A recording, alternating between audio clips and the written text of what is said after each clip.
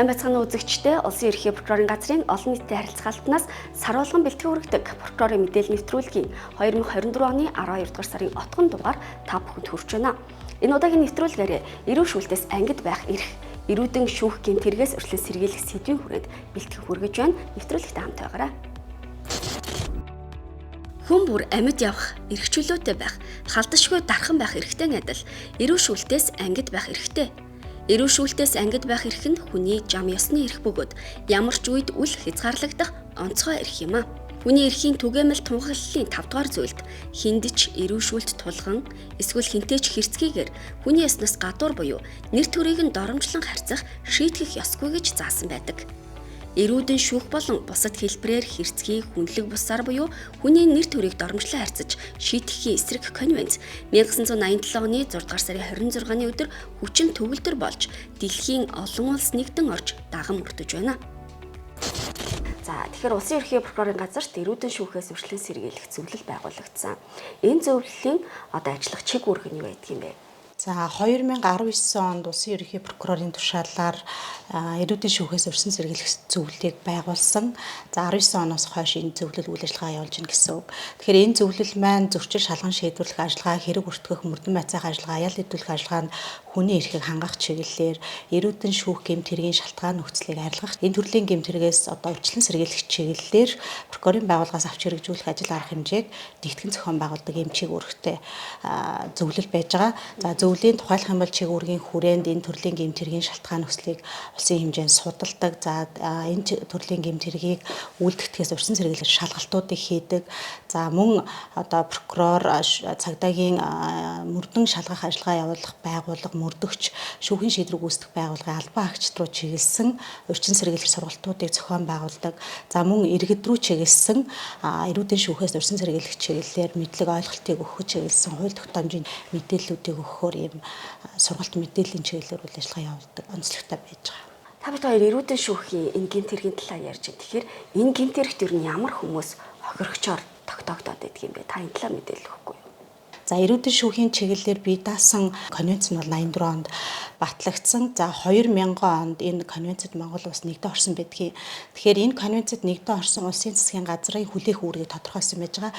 Тэгээ энэ бол дотоодын хууль тогтоомжтой эрүүдэн шүүх гэмт хэрэг тооцох энэ төрлийн гэмт хэрэгээс хохирогчийг хэрхэн урьдчилан сэргийлэхийг, зөрчигдсөн эрхийг хэрхэн сэргийлэх гэдгийг нэгдэн орсон улсын засгийн газар дотоодын хууль тогтоомжоор зохицуулах хэрэгтэй гэдэг.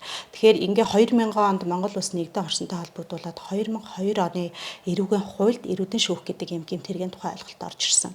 Тэгэхээр эрүүдэн шүүх гэмт хэргийг 2002 оны хуульд бол хэрэг өртгөгч, мөрдөн байцаагч мэдүүлэг авах зорилгоор тухайн хүний үйлсэн гэмт хэрийг өөрөөр нь хүлээлгэх тулгах зорилгоор шаналган зовоосон, эрүүдэн шүүсэн тарчлаас ийм үйлдэлийг гэмт хэрэг тооцно гэд хуульчилж ирсэн.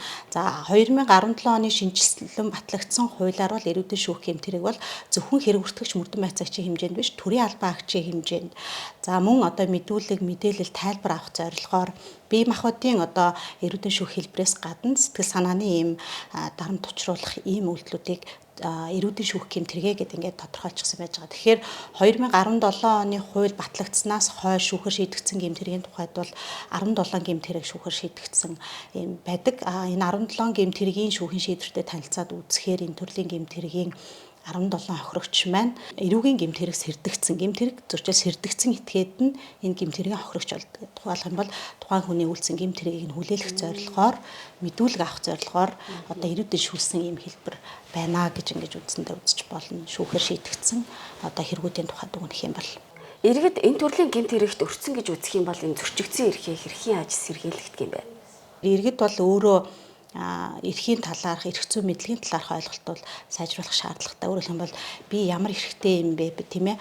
Миний эрх зөрчигдсөн тохиолдолд би хаана хандах ёстой, гомдол гаргах ёстой юм бэ ч гэдэг юм уу? Энэ эрхүүдээ мэддэг байх шаардлагатай байна. Хуулиар хүлээсэн чиг үүргээ хэрэгжүүлж байгаа албан хаагч маань өөрөө хууль дүрмээ мөрдөх юм бол энэ гэмт хэрэг зөрчлөөс урьдчилан сэргийлэх боломжтой. Тэгэхээр альва эрхэн зөрчигдсөн, хөндөгдсөн гэж үзэж байгаа, магадгүй цагдаагийн байгууллагч гэдэг юм уу тийм ээ, мөрдөх байгууллага дуудагдж байгаа энэ хүн маань өөрөө хууль зүйн тусалцаа авах, өмгөөлөгчийг одоо авах, өөрөө өмгөөлөгчтэйгээ энэ ажиллагаанд оролцох ажиллагаан дээр бас орох юм бол энэ төрлийн гэмт хэрэг зөрчлөөс одоо өрсөн сэргийлэх юм боломжтой. За мөн энэ төрлийн гэмт хэргийн одоо гол шалгаж шийдвэрлэхэд хүндрэл учирж байгаа ийм зүйл маань энэ төрлийн гэмт хэрэг бол нэлээд хожим үед гомдол гаргадаг тий. Энэ гэмт хэргийг одоо шалгаж нотлохооны хувьд бол цаг хугацаа одоо хэтэрсэн удаашрц байгаа учраас илрүүлэх нотлох ажиллагаа хангалтгүй нотлох харимт олдох юм боломжгүй байдлууд үүсдэг учраас хэрвээ эрүүдэн шүүлтэнд өртсөн юм а гэж иргэн үзэж байгаа тохиолдолд цаг алдалгүй энэ талаарх гомдлоо хуулийн байгууллагад гаргах хэрэгтэй. Тухайлх юм бол прокурорын байгууллагад энэ төрлийн гэмтрийн талаарх гомдол мэдээллийг гаргах бас нээлттэй байж байгаа. Прокурорын байгууллагаас мэдүүлэг авах өрөөнд тавигдах шаардлагыг шинжилэн боловсруулах ажил хийгдэж байна. Мөрдөх байгууллага болон хүний эрхийн байгууллагаас саналыг нь авч нөхцөл байдлыг газар дээрээ ямар байгааг судалсны үндсэн дээр дээрх шаардлагыг шинжилэн боловсронгуй болгоод байна. Иргэн та прокурор, прокурорын газрын ажилтны ашиг сонирхлын зөрчил, сахилах хариуцлага, ёс зүйн талаарх гомдол мэдээллийг 1819 дугаард ирүүлээрэй. Тусгай дугаарын утсаар гаргасан таны гомдол мэдээллийг шуурхаа шалгаж шийдвэрлэх болно. Монгол Улсын ерөнхий прокурорын газар. Хүний эрхийн үндэсний комисс нь эрүүдэн шүүх болон бусад хэлбэрээр хэрцгий хүнлэг бусаар шийтгэх, хүний нэр төрийг доромжлоо харьцаас урьдчилан сэргийлэх үндэсний үйл ажиллагааг хэрэгжүүлэн ажиллаж байна. Тэгэхээр хүний эрхийн үндэсний комиссд ирж байгаа нийт гомдол мэдээллийн хэдэн хувь нь эрүүдэн шүүхтэй холбоотой байдаг юм бэ? Хүний эрхийн үндэсний комиссд ирж байгаа өргөдөл гомдлын 5-8 орчим хувь нь эрүүл шүүлтээс ангид байх эрх зөрчигдсөн гэдэг гомдол ирдэг. Тэгэхээр эдгээр гомдол бол ихэвчлэн иргэдээс цагдаа орох байр, хорих анги, за мөн эрүүгийн хэрэг хян шийдвэрлэх ажиллагааны оролцогчдоос бол эрх хандлага бол төгөөмөл байдаг. Тэгэхээр энэ одоо эрүүдэн шүүлттэй холбоотой гомдлыг хүний эрхийн үндэсний комисс хүлээж аваад хуульд заасан одоо холбогдох ажиллагаа хийгээд зохих байгууллагуудад одоо шалгаж шийдвэрлүүлэхээр хариалын дагуу шилжүүлж шийдвэрлэдэг байгаа. Саяхан болсон улсын хурлын хяналтын сонсгол дээр энэ эрүүдэн шүүхтэй холбоотой хэргийг шийдвэрлэлт хангалтгүй талаар мэдээлсэн байсан. Энэ нь юу юутай холбоотой байгаа вэ? Эрүүл шүүлт тулгах гэмт хэргийг шийдвэрлэж байгаа байдал хангалтгүй байна гэж ингэж дүгнэлт гаргахдаа бид бүхэн дараах одоо хэд хэдэн одоо зүйлийг удирдлага болгосон. За нэгдүгээрт Монгол улсын хэмжээнд нийтдээ хууль хяналтын байгууллагуудад эрүүл шүүлттэй холбоотой жилд нэг одоо 100 орчим өргөдөл гомдол бол шалгагддгийм байна. За энэ 100 орчим гомдлоос шүүхээр шийдэгдэж байгаа тохиолдол бол 2 хэрэг байна гэсэн үзүүлэлт гарч байгаа. Сүүлийн 7 жилийн дунджаар. Тэгэхээр эндээс харахаар 100 кейс тутмын 2 нь шүүхээр эцэслэгдэн одоо шийдвэрлэгдэж байгаа энэ асуудал бол эрүүл шүүлт тулгах гэмт хэргийг одоо шийдвэрлэх энэ нөхцөл байдал хангалтгүй байна гэж ингэж дүгнэх эхний үндслэл болж байгаа. За хоёрдугаарт нь шүүгээр шийдэгдсэн хэрэг маргаануудыг аваад үзэхээр эрүүл шүүлт тулгах гэмт хэрэг хизээ илэрч байна вэ гэдэг асуудал гарч байгаа. Тэгэхээр илэрх асуудал нь юу вэ гэхээр нэгдүгээр хүний биед одоо гэмтэл учирсан. Эсвэл олонний анхаарал татсан. Эсвэл тодорхой одоо гэмт үйлдэлийнх нь нотлох баримт нь маш тодорхойгоор одоо илэрч бий болсон. Энэ тохиолдлуудад бол гарцаагүй одоо гэмт хэрэг мөн байна гэж шүүх бол шийдвэрлэх ийм одоо хандлага байдаг. Тэгэхээр бусд нь бол нотлох баримтыг бол бүрэн дүүрэн одоо бүрдүүлэх гэмт хэрэг үйлдэлснийг одоо харж мэдэх гэрч байхгүй байх гэдэг юм уу. Ийм одоо тодорхой одоо шалтгаануудын улмаас энэ гэмт хэргийн бол шийдвэрлэл хангалтгүй байна гэж ингэж үзсэн. За эрүүдэн шүүлт гэдэг нь яг зөвхөн хуулийн байгууллагын асуудал юм уу? Та энийг энгийнээр тайлбарлаж өгөхгүй юу? Тэгэхээр эрүүдэн шүүлт гэдэг ойлголт бол зөвхөн одоо мөрдөгч цагдаа прокурортой холбоотой ойлголт бол биш. Энэ эрүүл шүүлтийн эсрэг конвенцээр бол төрийн алба факт гэж маш өргөн утгаар бол ингэж тодорхойлж томьёолж өгсөн. Гэхдээ гагцхүү энэ хэрэгт холбогдож шалгагдж байгаа одоо дийлэнх одоо субъектүүд нь бол ихэнхдээ төрийн одоо тусгай алба фактс нар байдаг учраас иргэд олон нийт бол зөвхөн эрүүл шүүлтийг одоо цагдаа болон мөрдөгчтэй одоо холбож тайлбарладаг. Тэгэхээр дэлхийн олон улсын практикт бол энэ эрүүл шүүлт тулгах гэмт хэрэгт тэгээ мөрдөгч, прокурор, цагдаа, за бүр шүүх, за эрүүл мэндийн байгууллагын ажилтан, хорих байгууллагын ажилтан, за төрийн одоо үйлчлэгээ үзүүлэх одоо бусад төрлийн одоо энэ алба хаагч нар бүр энгийн хүнч одоо хамтран оролцогчоор оролцох ийм одоо тохиолдлууд бол байдаг. Тэгэхээр эндээс ингээд аваад үзэхэд бол эрүүл шүүлтийн одоо энэ үйлдэж байгаа субъектүүд бол их өргөн хүрээтэй төрийн алба хаагч нар байна гэж ингэж ойлгох ёстой.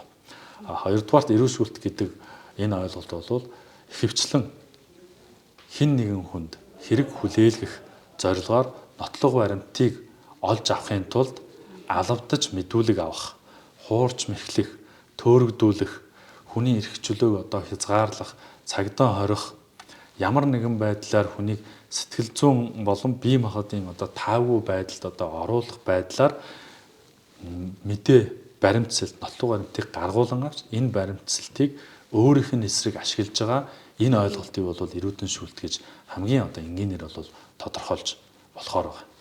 Эрүүл шүүлт толгох энэ гэмт хэрэгээс үржлэх сэргийлэхийн тулд ямар арга хэмжээ авах шаардлагатай байгаа вэ? За эрүүл шүүлтээс урьдчилан сэргийлэх бол бүх төрлийн байгууллага албан тушаалтны үүрэг байх ёстой. Тэгэхээр энэ дээр бол урьдчилан сэргийлэхийн тулд бол хэд хэдэн ийм асуудлыг бол авч чиглэлээр авч үзэх ёстой. Нэгдүгээрт нь бид бүхэн энэ эрүүл шүүлттэй тэмцэх, эрүүл шүүлтээс урьдчилан сэргийлэх, эрүүл шүүлтийн талаар олон нийтэд мэдлэг ойлголт өгөх энэ эрх зүйн орчныг боловсронгуй болгох ёстой. Өөрөөр хэлбэл өнөөдөр Монгол улсад эрүүл шүүлтээс урьдчилан сэргийлэх чиглэлээр үүрэг хүлээсэн шууд болон шууд бус одоо юм эрх зүйн зохицуулттай 10 орчим хууль бол үйлчилж байгаа. Тэгэхээр энэ хууль тогтоомжийн одоо маш тийм боловсронгуй, хийдэлгүй хэрэглэхэд одоо ойлгомжтой ийм байдлаар бол эрүүл шүүлтийг бол тодорхойлж өгөх ёстой. Эрх зүйн орчныг боловсронгуй болгох ёстой.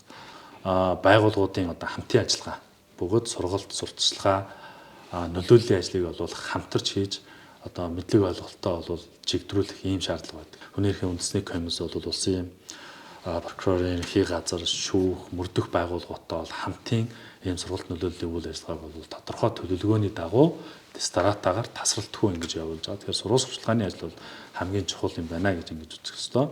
Мэдээлэл өгсөн танд баярлалаа. За. Улсын ерхий прокурорын газрын ял идэлүүлэх ажиллагаанд хяналт тавих хэлцээс эрүүл шүүлт тулгах гэмт хэрэгээс үржлэн сэргийлэх зорилгоор олон улсын гэрээ конвенц баримт бичгийн хэрэгжилтэд хяналт шалгалт хийж холбогдох арга хэмжээг авчээ.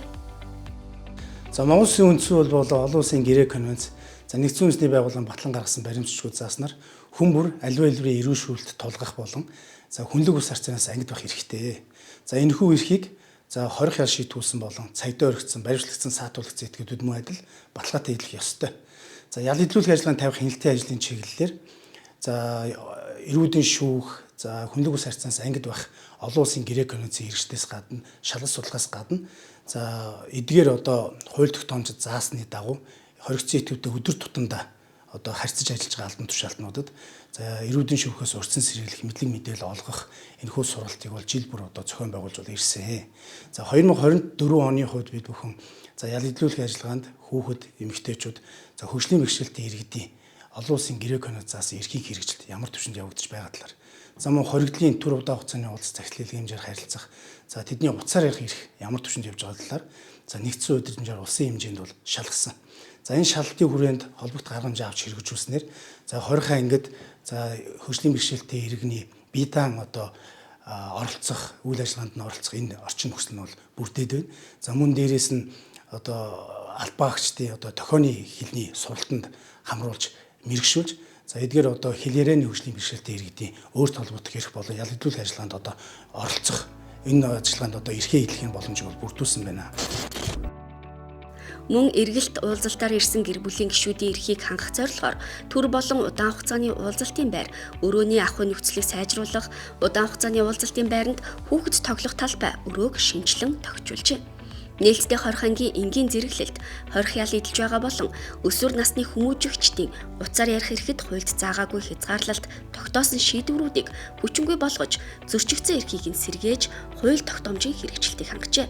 Прокурорын байгууллагаас хүний эрхэд сөргөөр нөлөөлсөн зөрчлүүдийг бууруулахын тулд дотоодын зарим хууль тогтоомжийг олон улсын гэрээ конвенцийн үзэл баримтлалтай нийцүүлэх саналыг хууль зүйн дотоод хэргийн сайтад хүргүүлээд байна. Шүүхийн шийдвэр гүйцэтгэх газрын харьяа 20 ангиуд хоригдлын эрүүл шүүлтээс ангид байх эрхийг хангах зорилгоор камерын хяналтаа сайжруулж алба хаагчдаа тогтмол сургалтанд хамруулж байна. Шүүхийн шийдвэр гүйцэтгэх байгууллагаас нийт хорих ял эдэлж байгаа хүмүүжигчдийн эрхийг хамгаалах чиглэлээр олон талтай ажиллаарах хэмжээ зохион байгуулдаг. Мөн тэдгээрийн өдөр тутмын үйл ажиллагаанд телекамерын системээр тогтмол хяналттай ажиллаж байна.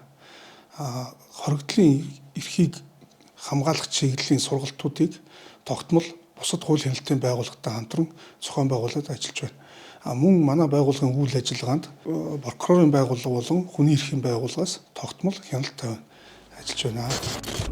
Ирүүшүүлтээс урьдлан сэргийлэх, түүний хор аюулыг олон нийтэд таниулан сурталчлах, хүн бүр түүний эрхийн мэдрэмж хандлагыг төлөвшүүлэх нь маш чухал.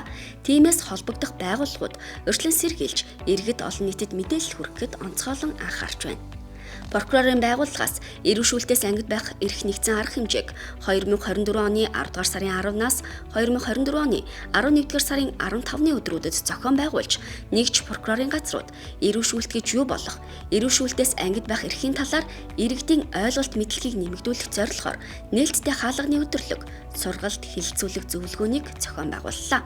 21 аймаг 9 дүүрэгт зохион байгуулагдсан дээрх үйл ажиллагаануудад шүүх цагдаа, шүүхийн шийдвэр гүйцэтгэх байгууллага болон төрийн байгууллагын ажилтан албан хаагчдыг оролцуулж, эрүүдэн шүүхтэй холбоотой альва үйлдэл гаргахаас урьдчилан сэргийлэх зорилгоор сургалт хилцүүлэг өрнүүлсэн бол иргэд олон нийтэд зориулан эрүүдэн шүүхээс ангид байх эрхийн талаар, эрхээ хамгаалах болон зөрчигдсөн эрхээ сэргээхэд хаана хандах ёстой талаар зөвлөгөө мэдээлэл өгч ажилласан байна.